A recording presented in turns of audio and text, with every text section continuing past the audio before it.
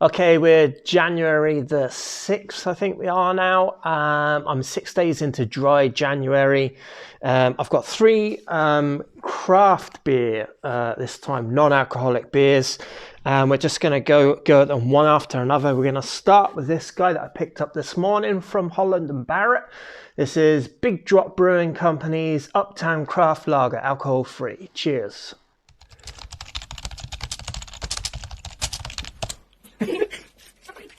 Hey, welcome back to Views on Brews. This is going to be part of the non-alcoholic beers I'm trying. I'm not a non-alcoholic beer drinker, so I'm going to notice quite a lot what I do and I don't like, but I'm also going to take it a little bit from the perspective of people that are non-alcoholic beer drinkers, or people that maybe they don't want to drink alcohol, maybe they abstain from alcohol, or maybe they're the designated driver, or you're in a bar and you want some kind of options out there, and these are more likely to be what you find. Well, actually, not this one, in fairness. This one's from Holland and Barrett, but you would find some Brewdog, and you would find Wicklow Wolf out and about in craft beer bars and just normal bars anyway. But I picked this one up from Holland and Barrett, and it's from a crowd in Ipswich in the UK, which is in the east of England. Because I tried their Pine Trail Pale Ale earlier on in the year, and I'll link that up in the cards above later on, if you're interested in seeing that. I really enjoyed that Pine Trail Pale Ale. I thought it was fantastic. Had some huge, big hitting hops in it. I think it had Amarillo, a couple of other really, really big hops in there, and it was packed full of hop flavor. This is a different one. This is going to be different because it's a lager, first of all. Second of all, I noticed when I got this home today that this can is bulging. So I haven't put it in the fridge. I just literally got home and I said I'd do this right now. But I'm squeezing the can and there is literally no give in this can whatsoever. So this beer, when I open it, it's very likely going to explode everywhere. Contrasting that, when I squeeze like all the other cans I've got 4 or 5 of them, there's a good pinch in them, but this one is absolutely ready to explode. I wouldn't be surprised if it actually does. So I checked the date on the bottom, and it's best before the 21st of August 21, so that shouldn't happen. Now, someone pointed out to me when I put up a video yesterday that, am I going to do this now? Yeah, someone pointed out that these non-alcoholic beers, some of them are gassier. Now, I don't know if that's a thing or if it's just something to do with the process, or just the forced carbonation afterwards, or the fact there's no alcohol in it. I don't really understand, but I do know that this one here is going to probably paint the table. So, okay, we got away with it. She's ready to go though. So that is, I don't know what that means. If that means it's infected, or if that means it was highly carbonated.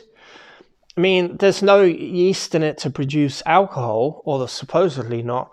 So it must mean,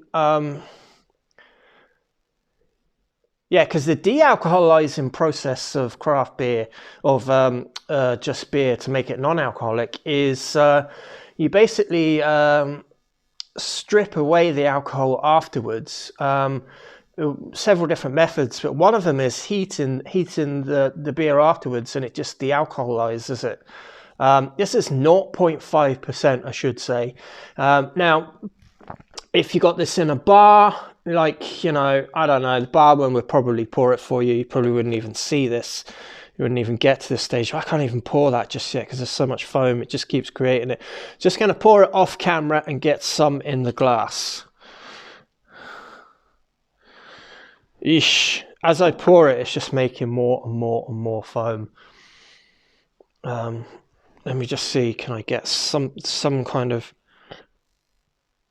still coming up there. Okay, well, it is what it is. Like, it's perfectly in date. There should be no reason that happens. And if I got beer like that, I'd have to send it back. Let's see what we can see about it. So this is like an alcohol-free lager, but it's sold in Holland and Barrett because it's gluten-free as well.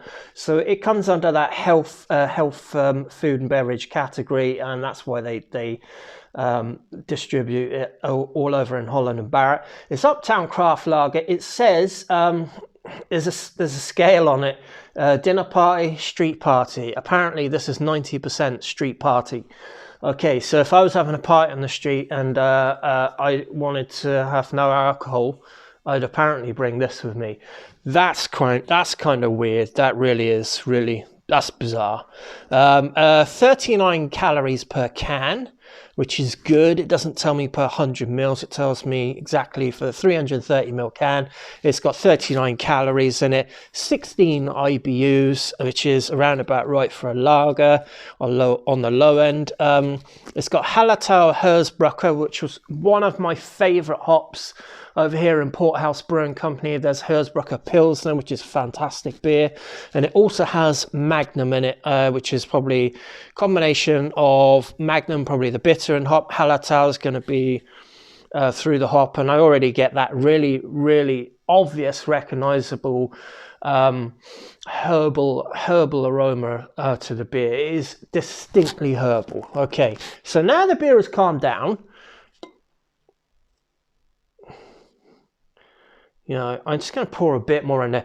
So the head you can see of this beer is really rocky, and there's the can there. Just put the beer in the can next to it. You can have a quick look there.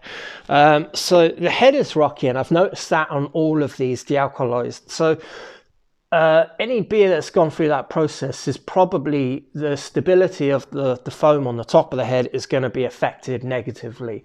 But saying that, the carbonation is maybe amped up to boost up the head. I don't know. They seem to all have a decent amount of foam, but it's the kind of foam that's just really light and thin, huge bubbles.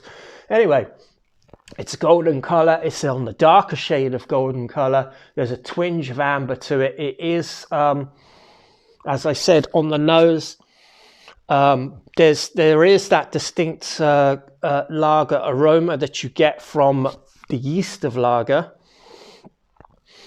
and a very mild sort of character of low sort of caramel maltiness to it.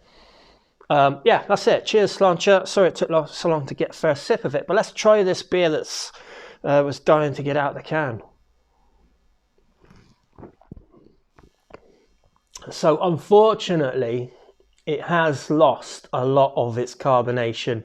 Even though carbonation is coming up here, they've got this completely wrong. I don't know how. It's perfectly in date. There's no way it should be like this, unless the storage of this beer when it was sent from Ipswich all the way over to Ireland, which is where I am, unless the storage after it has left the brewery has affected it in some way. Maybe it was far too hot, or maybe it's far too cold.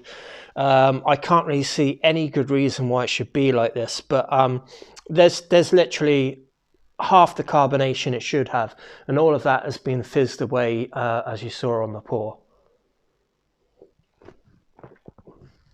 Having said that, the flavor of the beer, I love the hops on it. Though, you know, anytime you're putting distinctive hops in it, Herbal is a very distinctive sort of herbal, mild, floral, you know, very kind of light spiciness to it.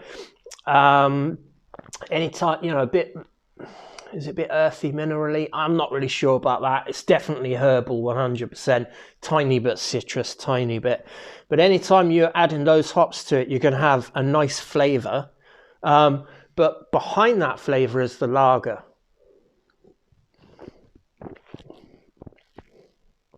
It's actually really nice to drink. It's very plain, and there is on the back end of this, the back note of it is, oh, we're missing alcohol here. But that's going to be the way it is. If you're drinking non-alcoholic beers, like, you're going to get that. And you're going to get it more on some that aren't done as well, aren't brewed and fermented and de-alcoholized as well as others. This one I'd say is right slap bang in the middle.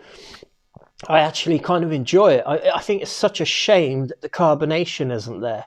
It's not as cold as I could probably be drinking it, but